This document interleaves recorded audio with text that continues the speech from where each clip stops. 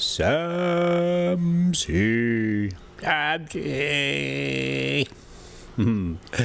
Story time with Dora. Hey guys, here we go. What are we doing? The island of Dr. Moreau, part 27. We're at the big lake again. We in the Apache Trout campground.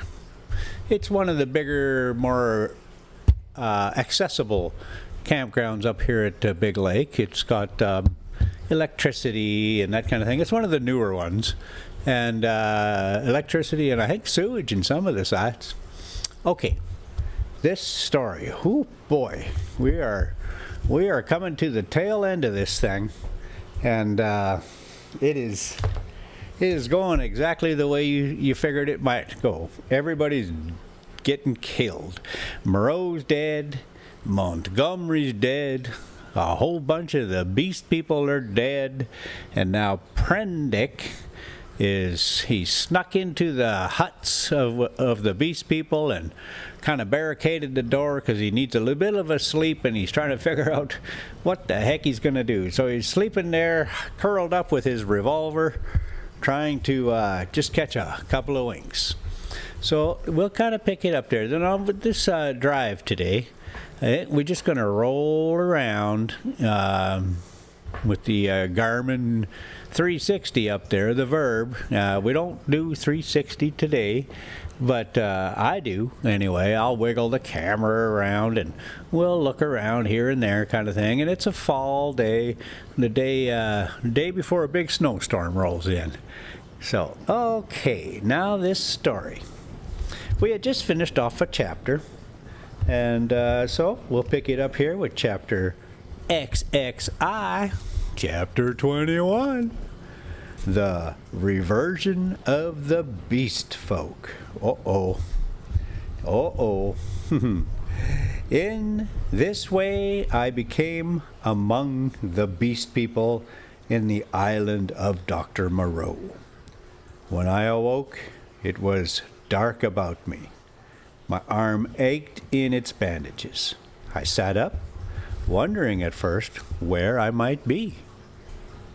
I heard coarse voices talking outside. Then I saw that my barricade had gone, and that the opening of the hut stood clear. My revolver was still in my hand. I heard something breathing, saw something crouched together close beside me. I held my breath, trying to see what it was. It began to move slowly, interminably. Oh boy, it's going to be a day, isn't it? Let's take a look at this little shaky, wiggly, wobbly drive. Big Lake is in the fall. Boy, that is just a beautiful spot to be. This time here, I think was mid-October, just mid-October, and the only people left there are really the hosts, and they all kind of come together from the other campgrounds in the rest of the that part of that district of the forest, and they all kind of come together, and they spend a week or two, and the hunters start rolling in there. So all of a sudden everybody's cooking. There's all kinds of potlucks and stuff. The hosts, they kind of pat themselves on the back and catch their breath and get ready. They're finishing up the year, so they're going to take some time off, and so they all say hi and goodbye and all of that kind of thing. But really, they're the only ones there. So if you can get in there at that time, it is a perfect time to go. The fishing's good, and there's nobody around. All right, my revolver still in my hand. Heard somebody breathing. Oh, it began to move slowly, interminably. Then something soft and warm and moist, passed across my hand. All my muscles contracted. I snatched my hand away. A cry of alarm, and I was stifled in my throat. A cry of alarm began and was stifled in my throat. Then I just realized what had happened, sufficiently to stay my fingers on the revolver. "Who is that?" I said in a hoarse whisper, the revolver still pointed. "I, master." "Who are you?" "They say there is no master now. But I know.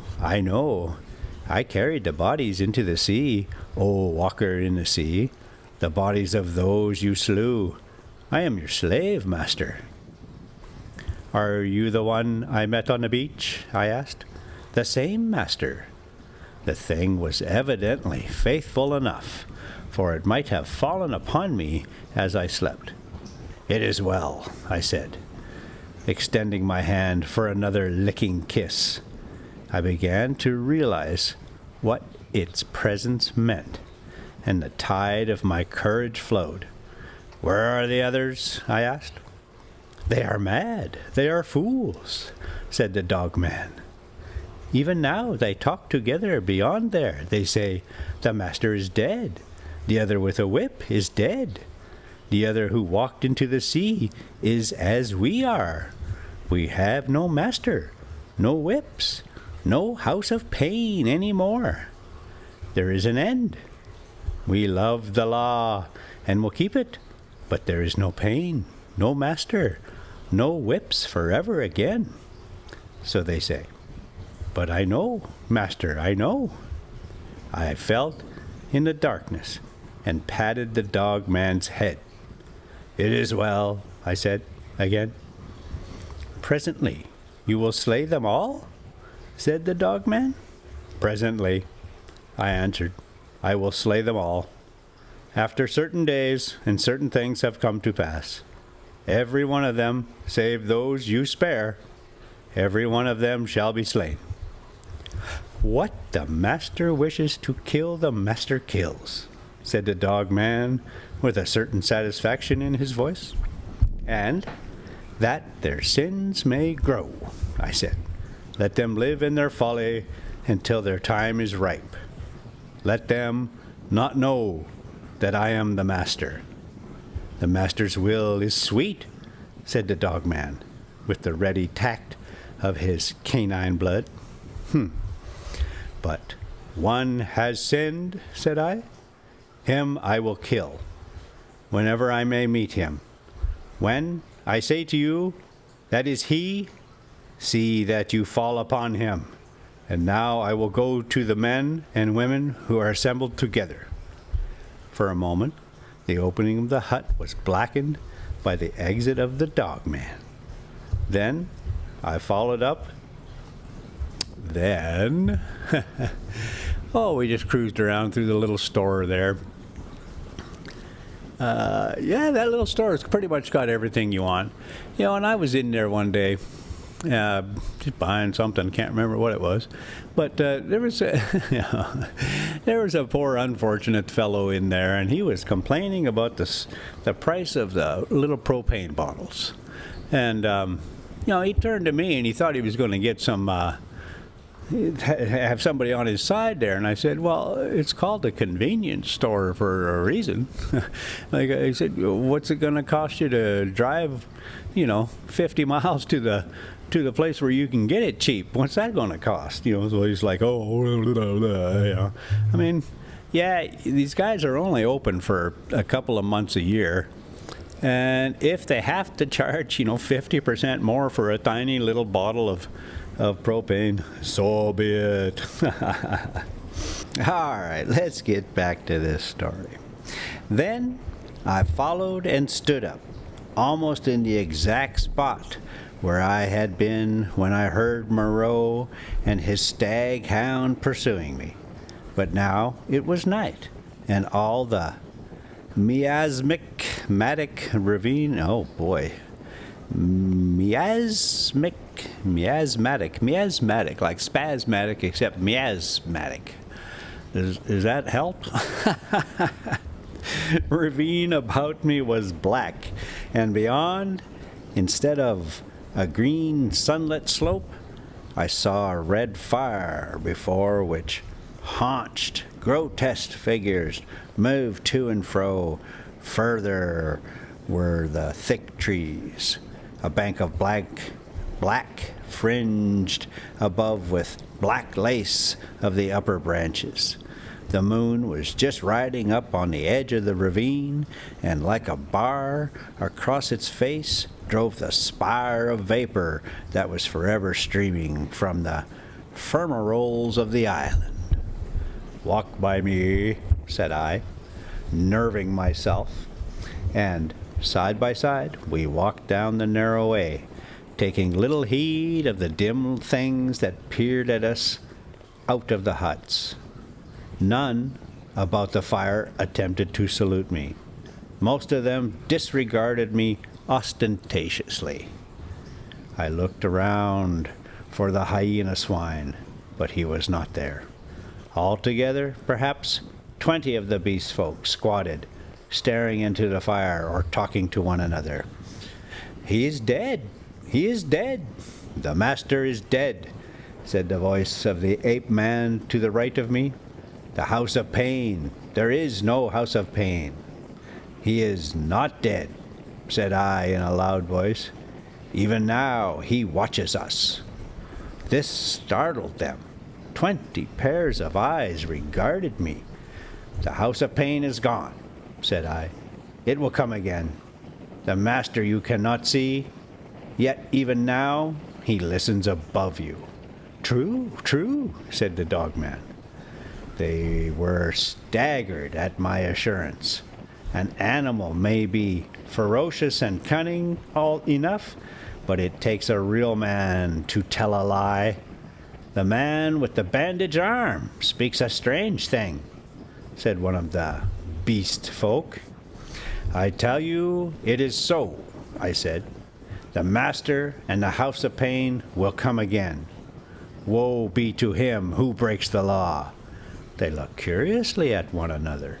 With an affection of indifference, I began to chop idly at the ground in front of me with my hatchet. They looked. I noticed at the deep cuts I made in the turf. Then the satyr raised a doubt. I answered him, and then one of the dappled things objected, and an animated discussion sprang up round the fire. Every moment I began to feel more convinced of my present security. I talked now without the catching in my breath, due to the intensity of my excitement that had troubled me at first. In the course of about an hour, I had really convinced several of the beast folk of the truth of my assertions, and talked most of the others into a dubious state. I kept a sharp eye for my enemy, the hyena swine, but he never appeared. Every now and then, a suspicious movement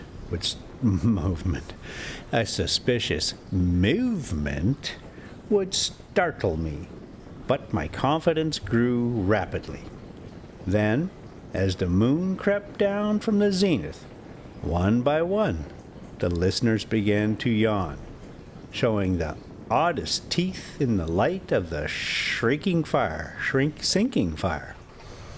And at first one, then another, retired towards the dens in the ravine, and I, dreading the silence and darkness, went with them, knowing I was safer with several of them than with one alone. In this manner began the longer part of my sojourn upon the island of Dr. Moreau, but from that night until the end came, there was but one thing happened to tell, save a series of innumerable good grief. Save for a series of innumerable small unpleasant details and the fretting of an incessant uneasiness, so that I prefer to make no chronicle for that gap of time, to tell only one cardinal incident of the 10 months I spent as an intimate of these half-humanized brutes. There is much that sticks in my memory that I could write, things that I would cheerfully give my right hand to forget, but they do not help the telling of the story. In the retrospect, it is strange to remember how soon I fell in with these monsters' ways and gained my confidence again. I had my quarrels, of course, and could show some teeth marks still, but they soon gained a wholesome respect for my trick of throwing stones and a bite of my hatchet. And my St. Bernard dogman's loyalty was of infinite service to me. I found their simple scale of honor was based mainly on the capacity for inflicting trenchant wounds. Indeed, I may say, without vanity, I hope that I held something like a preeminence among them. One or two whom, in various disputes, I had scarred rather badly, bore me a grudge. But it vented itself, chiefly behind my back, and at a safe distance from my missiles in grimaces. Let's take another look at this. Drive. So I think we's cruising on the big 249. I think it is. It's a really nice road. I've got another video. I can't remember what the story is, but we go from all the way from Wynn all the way over to Alpine, and I'll tell you what, there's bighorn sheep, there's all kinds of things. This is one of the most beautiful areas of Arizona. Don't go there. Okay, let's get back to it. The hyena swine avoided me, and I was always on the alert for him. My inseparable dogman hated and dreaded him intensely. I really believe that was at the root of the brute's attachment to me. It was soon evident to me that the former monster had tasted blood and gone the way of the leopard man. He formed a lair somewhere in the forest and became solitary. Once I tried to induce the beast folk to hunt him, but I lacked the authority to make them cooperate for one end. Again and again I tried to approach his den and come upon him unawares, but always he was too acute for me, and saw or wended me along and got away. He too made every forest pathway dangerous to me and my allies with his lurking ambuscades. That's it, ambuscades. The dogman scarcely dared to leave my side. In the first month or so, the beast folk, compared with their latter condition, were human enough, and for one or two, besides my canine friend, I even conceived a friendly tolerance. The little pink sloth creature displayed an odd affection for me and took to following me about. The monkey man bore me, however. No boy, here we go. The monkey man bored me, however. He assumed, on the strength of his 5 digits, that he was my equal, and was forever jabbering at me, jabbering the most errant nonsense. One thing about him entertained me a little. He had a fantastic trick of coining new words. He had an idea, I believe, that to gabble about names that meant nothing was the proper use of speech. He called it big thinks, to distinguish it from little thinks, the sane, everyday interests of life. If ever I made a remark he did not understand, he would praise it very much, ask me to say it again, learn it by heart, and go off repeating it, with a word wrong here or there, to all the milder of the beast people. He thought nothing of what was plain and comprehensible. I invented some very curious big thinks for his especial use. I think now that he was the silliest creature I have ever met. He had developed in the most wonderful way the distinctive silliness of man without losing one jot of the natural folly of a monkey. That is, I say, was the earlier weeks of my solitude among these brutes. During that time, they respected the usage established by the law and behaved with general decorum. Once I found another rabbit torn to pieces by the hyena swine, I assumed, but that was all.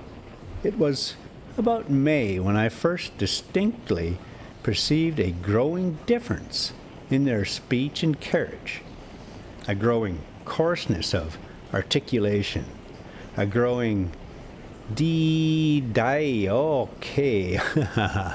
Let's take a look at this drive and we'll try to get this word detangled out of my tongue and teeth here. A growing disinclination to talk. My ape man's jabber multiplied in volume, but grew less and less comprehensible, more and more simian. Some of the others seemed altogether slipping their hold upon speech, though they still understood what I said to them at the time. Can you imagine language, once clear-cut and exact, softening and guttering, losing shape and import, becoming mere lumps of sound again? And they walked erect with an increasingly difficulty. Though they evidently felt ashamed of themselves, every now and then I would come upon one or another running on toes and fingertips and quite unable to recover the vertical attitude. They held things more clumsily, drinking by suction, feeding by gnawing, grew commoner every day. I realized more keenly than ever what Moreau had told me about the stubborn beast flesh. They were reverting, and reverting very rapidly. Some of them, the pioneers in this, I noticed with some surprise, were all females, began to disregard the injunction of decency, deliberately for the most part. Others even attempted public outrages upon the institution of monogamy. The tradition of the law was clearly losing its force. I cannot pursue this disagreeable subject. My dogman imperceptibly slipped back to the dog again. Day by day, he became dumb, quadrupedal, hairy. I scarcely noticed the transition from the companion on my right hand to the lurching dog at my side. As the carelessness and disorganization increased from day to day, the lane of dwelling places at no time very sweet became so loathsome that I left it, and going across the island made myself a hovel of boughs amid the black ruins of Moreau's enclosure. Some memory of pain, I found, still made that place safest from the beast people. It would be impossible to detail every step of the lapsing of these monsters, to tell how, day by day, the human semblance left them, how they gave up bandagings and wrappings, abandoned the last every stitch of clothing, how the hair began to spread over the exposed limbs, how their foreheads fell away and their faces projected, how the quasi-human intimacy I had permitted myself with some of them in the first month of my loneliness became a shuddering and horror to recall. The change was slow and inevitable. For them, and for me, it came without any definite shock. I still went among them in safety, and because no jolt of the downward glide had released the increasing charge of explosive animalism that ousted the human day by day, but I began to fear that soon now the shock must come. My St. Bernard brute followed me to the enclosure, and his vigilance enabled me to sleep, at times in something like peace. The little pink sloth thing became shy and left me, to crawl back to its natural laugh once more among the tree branches. We were in just the state of equilibrium that would remain in one of those happy family cages that animal tamers exhibit, if the tamer were to leave it forever. Of course, these creatures did not decline into such beasts as the reader has seen in zoological gardens, into ordinary bears, wolves, tigers, oxen, swine, and apes. There was still something strange about each. In each, Moreau had blended this animal with that. One perhaps was ursine chiefly, others feline chiefly, others bovine chiefly, but each was tainted with other creatures, a kind of generalized animalism appearing through the specific dispositions. And the dwelling shreds of the humanity still startled me every now and then. A momentary recrudescence of speech, perhaps, an unexpected dexterity of the forefeet, a pitiful attempt to walk erect. I, too, must have undergone strange changes. My clothes hung about me as yellow rags, though whose rents showed the tan skin. My hair grew long and became matted together. I am told that even now my eyes have a strange brightness, a swift alertness of movement. At first, I spent the daylight hours on the southward beach watching for a ship, hoping and praying for a ship. I counted on the, Aipu Kakuana returning as the year wore on, but she never came. 5 times I saw sails, and thrice smoke, but nothing ever touched the island. I always had a bonfire ready, but no doubt the volcanic reputation of the island was taken to account for that. It was only about September or October that I began to think of making a raft. By that time my arm had healed, and both my hands were at my service again. At first, I found my helplessness appalling. I had never done any carpentry or such like work in my life, and I spent day after day in experimental chopping and binding among the trees. I had no ropes, and could hit at nothing wherewith to make ropes.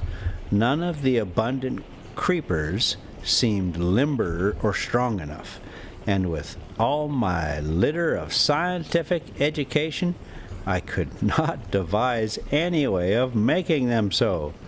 I spent more than a fortnight grubbing among the black ruins of the enclosure and on the beach where the boats had been burnt, looking for nails and other stray pieces of metal that might prove of my service. Now and then, some beast creature would watch me and go leaping off when I called to it. There came a season of thunderstorms and heavy rain, which greatly retarded my work. But at last the raft was completed.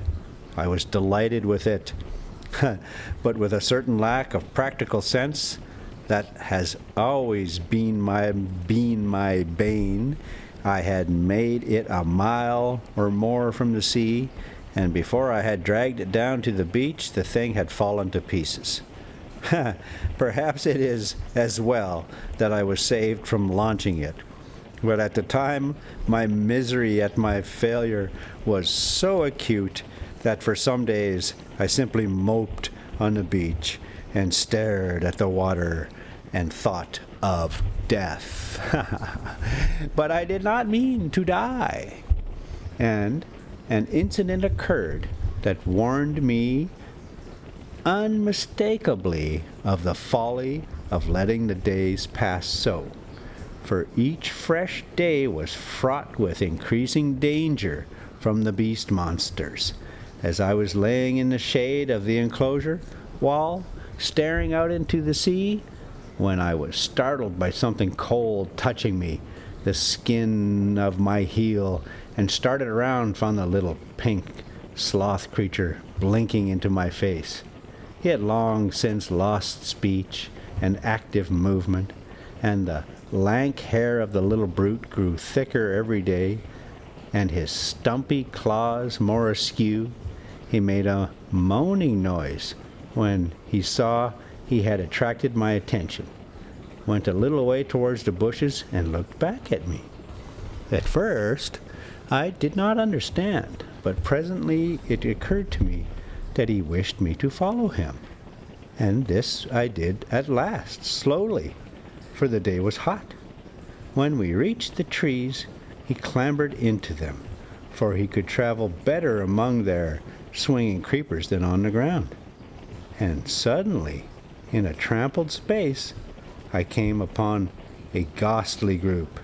My St. Bernard creature lay on the ground dead, and near his body crouched the hyena swine, gripping the quivering flesh with his misshapen claws, gnawing at it and snarling with delight. As I approached, the monster lifted his glaring eyes to mine. Its lips were trembling back from its red-stained teeth, and it growled menacingly. It was not afraid, and not ashamed. The last vestige of the human taint had vanished. I advanced a step further, stopped, pulled out my revolver, and at last I had him face to face. The brute made no sign of retreat, but its ears went back, its hair bristled, its body crouched together. I aimed between the eyes and fired. As I did so, the thing rose straight at me in a leap, and I was knocked over like a ninepin. It clutched at me with its crippled hand and struck me in the face. Its spring carried it over me. I fell under the hind part of its body, but luckily I had hit as I meant, and it had died even as it leapt. I crawled out from under its unclean weight and stood up trembling, staring at its quivering body. The danger at least was over. But this, I knew, was only the first of the series of relapses that must come. I burnt both the bodies on the pyre of brushwood. Now, indeed, I saw clearly that unless I left the island, my death was only a question of time. The beasts by that time had, with one or two exceptions, left the ravine and made themselves lairs according to their taste among the thickets of the island. Few prowled by day, most of them slept, and the island might have seemed deserted to a newcomer. But at night, the air was hideous with their calls and howling. I had half a mind to make a massacre of them, to build traps or fight them with my knife. Had I possessed sufficient cartridges, I should have hesitated to begin the killing. I should not have hesitated to begin the killing. All right, let's take another look at this little drive. Little Dora doing its thing there. Where I can't. Oh yeah, we're gonna just go snooping around some more. Okay, I should not have hesitated to begin the killing. We're getting close to the end of this thing. we're getting close to the end of this thing, and you know, we might do War of the Worlds maybe. We'll see how that one might go. But yeah, I've had enough of this one, I'll tell you that much. Okay. So, okay, I should have not hesitated to do the killing. There could now be scarcely a score left of the dangerous carnivores. The braver of these were already dead. After the death of this poor dog of mine, my last friend, I too adopted to some extent the practice of slumbering in the daytime, in order to be on my guard at night.